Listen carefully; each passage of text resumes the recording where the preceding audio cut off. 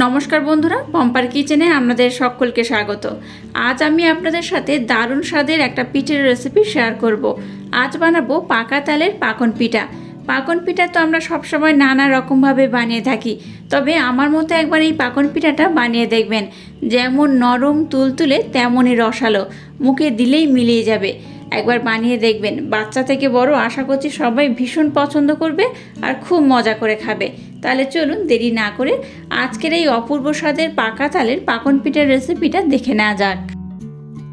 আজকে তালের পাকন পিঠা বানানোর জন্য দেখুন, এখানে আমি এই বাটি মাপ করে 1 বাটি তালের পাল্প নিয়ে নিয়েছি। তালের পাল্পটাকে আমি এর মধ্যে দিয়ে দিলাম। আর প্রথমে গ্যাসটাকে জেলে দিয়ে এই ফ্রাই প্যানটাকে আমি একটু হালকা গরম করে নিয়েছিলাম। এবার এর মধ্যে দিয়ে দেবো এই বাটি মাপ করে 1/2 বাটি লিকুইড দুধ আর তালের পাল্পটাকে একটু আমি জাল দিয়ে নেব। একটু হালকা ঘন করে জাল দিয়ে দিতে হবে। দেখুন, তালের পাল্পটাকে কিন্তু আমি একটু ঘন করে জাল দিয়ে নিয়েছি। এবার এর মধ্যে দিয়ে দেবো এই বাটি মাপ করে 1 বাটি গমের আটা। আপনারা চাইলে এখানে আটার পরিবর্তে কিন্তু ময়দাও ব্যবহার করতে পারেন। আমি এখানে আটা দিয়ে দিলাম। দিয়ে দেবো বড় চামচে 2 চামচ আতপ চালের গুঁড়ি। এই 2 চামচ আমি এখানে আতপ চালের গুঁড়ি দিয়ে দিলাম। আর দিয়ে দেবো 1 চামচ সুজি। এবার সমস্ত উপকরণ এই পাল্পের সাথে কিন্তু একটু ভালোভাবে মেখে নিতে হবে। আচ্ছা, এটাকে কিন্তু একটু এইভাবে মেখে নিলেই হবে। আর ঠান্ডা হয়ে গেলে হাত দিয়ে খুব ভালোভাবে মাখতে হবে। আর যদি মনে হয় মিশ্রণটা মাখাতে মাখাতে একটু টাইট হয়ে গেছে, তাহলে কিন্তু এখানে একটু জল কিংবা তালের পাল্প যদি থাকে তালের পাল্প একটু ব্যবহার করলে হবে। আর যদি মনে হয় মিশ্রণটা নরম হয়ে গেছে, তাহলে কিন্তু এখানে একটু ময়দা, সুজি কিংবা চালের গুঁড়িও ব্যবহার করলে হবে। যার মিশ্রণটাকে কিন্তু এইভাবে আমি একটু মেখে নিয়েছি। এইরকম কিন্তু ঝুরো ঝুরো হবে। এবার গ্যাসটাকে আমি বন্ধ করে দেব। এবার দেখুন, মিশ্রণটাকে এই পাত্রের মধ্যে আমি ঢেলে নিয়েছি। এবার এটাকে এইভাবে একটু মেলে দেব, যাতে এটা একটু ভালোভাবে ঠান্ডা হয়ে যায়। একটু ঠান্ডা হয়ে গেলেই তবে কিন্তু এটা আমি মাখবো। দেখুন, মিশ্রণটাকে আমি একটু হালকা ঠান্ডা করে নিয়েছি। এবার এটাকে আমি খুব ভালোভাবে মেখে নেব। এটা মাখানোর সময় আবারও বলছি, যদি মনে হয় যে একটু তালের পাল্প বা একটু দুধের প্রয়োজন বা একটু জলের প্রয়োজন, ব্যবহার করতে পারেন, তাতে কোনো সমস্যা নেই। জাল দিয়ে রাখা একটু তালের পাল্প আমি উঠিয়ে নিয়েছিলাম।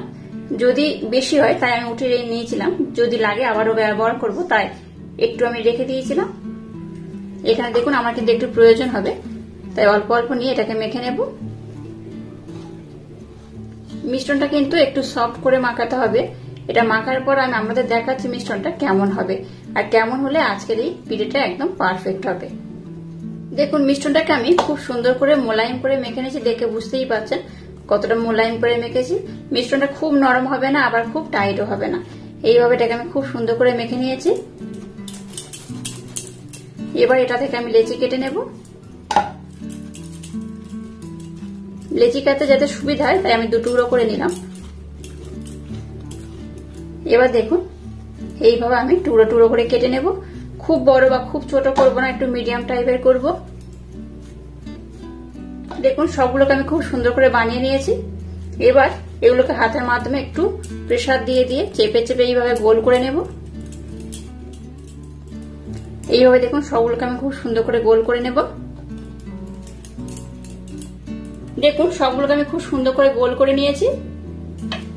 এবার দেখুন, এইরকম একটা ছাঁকনি নিয়ে নিতে হবে। আর ছাঁকনির মধ্যে একটু হালকা তেলের প্রলেপ লাগিয়ে দিতে হবে। একটু হালকা তেল আমি এর মধ্যে লাগিয়ে দিলাম। এবার একটা এরকম মিশ্রণ আমি নিয়ে নিয়েছি, একদম মিডিল পোর্শন এইভাবে দেব। এইভাবে একটু আমি চাপ দিয়ে দেবো। এবার আপনারা চাইলে একটু ছোট বড় যার যেমন পছন্দ সেইভাবে কিন্তু বানাতে পারেন। আমি কিন্তু খুব বড় বড় করবো না, একটু এরকম ছোট ছোট করব। আর একটু ভালোভাবে কিন্তু প্রেসার দেবেন, তাহলে ডিজাইনটা কিন্তু খুব সুন্দর বোঝা যাবে। এই দেখুন, এই পোর্শনটা দেখুন কত সুন্দর দেখতে লাগছে, আর ডিজাইনটা কিন্তু খুব সুন্দরভাবে বোঝা গেছে। এবার এইভাবে একটু চাপ দিয়ে নেবেন এই হাতের মধ্যে, তাহলে খুব সুন্দর করে এটা হয়ে যাবে। আর কত সুন্দর দেখতে হয়েছে দেখুন। একটু তেল দিলে কি হবে, এটা কিন্তু এর মধ্যে আটকে যাবে না, খুব সহজে এটা বার করতে পারবেন। তাই অল্প একটু ছাঁকনির গায়ের মধ্যে আমি তেলটাকে লাগিয়ে দিয়েছি। এই দেখুন, এপার থেকে একবার দেখে নেবেন উল্টে যে ঠিকঠাক ডিজাইনটা হলো কিনা। হাতের মধ্যে এইভাবে একটু নাড়িয়ে নেবেন, দেখবেন এটা কিন্তু খুব সহজে উঠে আসবে। আর দেখুন ছাঁকনির মধ্যে কিন্তু কিচ্ছু লেগে নেই, একদম পরিষ্কার হয়ে উঠে যাচ্ছে। আর এইভাবে কিন্তু আমি প্রত্যেকটা খুব সুন্দর করে বানিয়ে নেব। আচ্ছা, আপনারা চাইলে কিন্তু অপর দিকে এইভাবে উল্টো দিকেও করতে পারেন আর এইভাবেও করতে পারেন। আমার এটাকে দেখতে বেশি সুন্দর লেগেছে। আর এইভাবে করলে কি হবে, তুলতে খুব সুবিধা হয়। আর সবগুলোকে আমি একই রকম ভাবে খুব সুন্দর করে কিন্তু বানিয়ে নেব। এই দেখুন প্রত্যেকটা কিন্তু একই রকম হচ্ছে আর প্রত্যেকটা খুব সুন্দরভাবে হয়ে যাচ্ছে। দেখুন সবগুলোকে আমি কত সুন্দর করে বানিয়ে নিয়েছি আর কত সুন্দর দেখতে হয়েছে। দেখুন খুব সুন্দর কিন্তু এগুলো দেখতে হয়েছে। আচ্ছা, এইভাবে কিন্তু একটু প্রেসার দিয়ে এগুলো বানাবেন, নতুবা কিন্তু যখন এটা ভাজবো এই দাগগুলো কিন্তু খুব একটা বোঝা যাবে না। তাই একটু প্রেসার দিয়ে একটু ডিপ করে কিন্তু এইভাবে বানাতে হবে। আর দেখুন কত সুন্দর দেখতে হয়েছে। এবার দেখুন গ্যাসটাকে জেলে দিয়ে একটা কড়া বসিয়ে দিয়েছি, কড়াটাকে গরম করে নিয়েছি। এবার এই বাটি মাপ করে 1 বাটি আমি চিনি দিয়ে দেবো আর দিয়ে দেবো এই বাটি মাপ করে 1.5 বাটি জল। এই 1.5 বাটি আমি জল দিয়ে দিলাম। এবার এখানে আমি একটা পাতলা শিরা বানিয়ে নেব। একটা দুতার হলে যেমন হয় সেরকম শিরার কিন্তু দরকার নেই, জাস্ট একটা পাতলা শিরা হলেই হবে। একটু হালকা চিটচিটে ভাব হবে সেইভাবে কিন্তু এটা বানিয়ে নিলেও হবে। গ্যাসের ফ্লেমটাকে লো টু মিডিয়াম দিয়ে শিরাটাকে প্রথমে আমি খুব সুন্দর করে বানিয়ে নেব। শিরাটাকে একটু হালকা আমি ঘন করে জাল দিয়ে নিয়েছি। এবার এখানে আমি এলাচ পাউডার দিয়ে দেবো অল্প করে। আবারও এলাচ পাউডার দেওয়ার পর এটাকে আমি 2 থেকে 3 মিনিট সময় দিয়ে একটু ফুটিয়ে নেব। শিরাটাকে দেখুন একটু হালকা চিটচিটে ভাব করে আমি কিন্তু ফুটিয়ে নিয়েছি, দেখে বুঝতেই পারছেন। তাও আমি দেখিয়ে দিচ্ছি একবার। এই দেখুন এইরকম একটু হালকা চিটচিটে ভাব হলেই হবে। শিরাটা আমার একদম রেডি হয়ে গেছে। এবার আমি এই শিরাটাকে নামিয়ে নেব। এবার দেখুন গ্যাসটাকে জেলে দিয়ে এরকম কড়ার মধ্যে একটু তেল দিয়ে তেলটাকে মিডিয়াম গরম করে নিয়েছি। এবার যেগুলো পিঠের শেপ দিয়ে বানিয়ে নিয়েছি এগুলো এই তেলের মধ্যে দিয়ে দেব। তেলটা দেখুন এরকম বুদবুদ উঠবে, জানবেন যে তেলটা একদম পারফেক্ট গরম রয়েছে।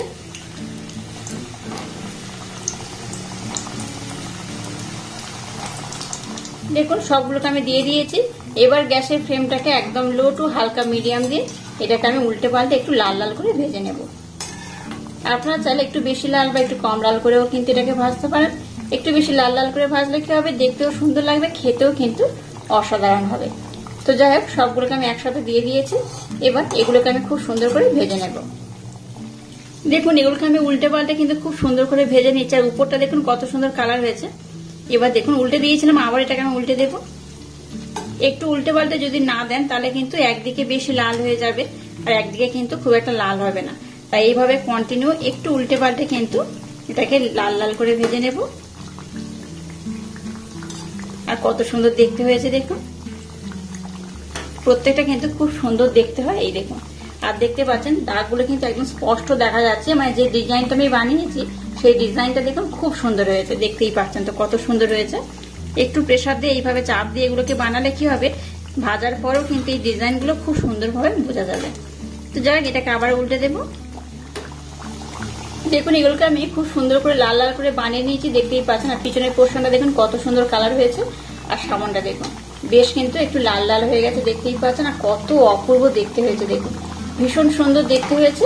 এটা দেখতে যেমন সুন্দর খেতে কিন্তু তেমনই অপূর্ব। এই দেখুন প্রত্যেকটা কিন্তু খুব সুন্দর করে ভাজা হয়ে গেছে আর খুব সুন্দর কিন্তু কালার হয়েছে, প্রত্যেকটা কালার খুব সুন্দর হয়েছে। যাই হোক এবার কিন্তু আর আমি ভাজবো না, এবার এগুলোকে আমি উঠিয়ে নেব। এই ছাঁকনির মধ্যে দিয়ে খুব ভালোভাবে আমি তেলটাকে ঝরিয়ে নেব। দেখুন সবগুলোকে আমি খুব সুন্দর করে ভেজে উঠিয়ে নিয়েছি। আর দেখুন কত সুন্দর দেখতে হয়েছে দেখুন। আর তেলটাকে কিন্তু আমি খুব ভালোভাবে ঝরিয়ে নেব।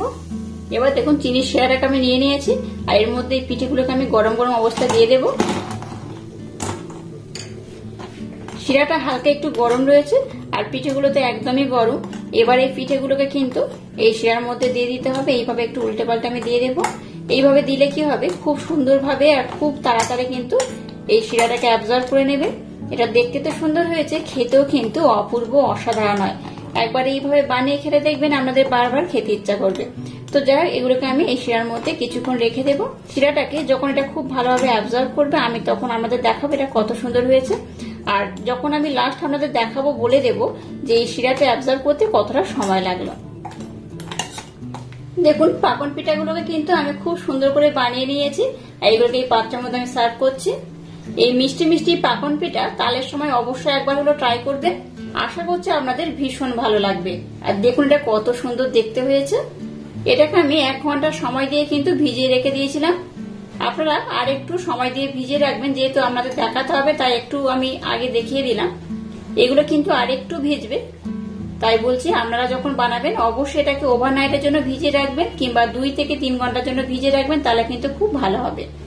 সবগুলোকে আমি খুব সুন্দর করে বানিয়ে নিয়েছি। দেখুন পাকন পিঠেগুলো একদম রেডি হয়ে গেছে, আর কত সুন্দর হয়েছে দেখুন। এরা কিন্তু দারুণ খেতে লাগে। একবার হলো আমার মতো ট্রাই করবেন, আশা করছি আপনাদের ভীষণ ভালো লাগবে।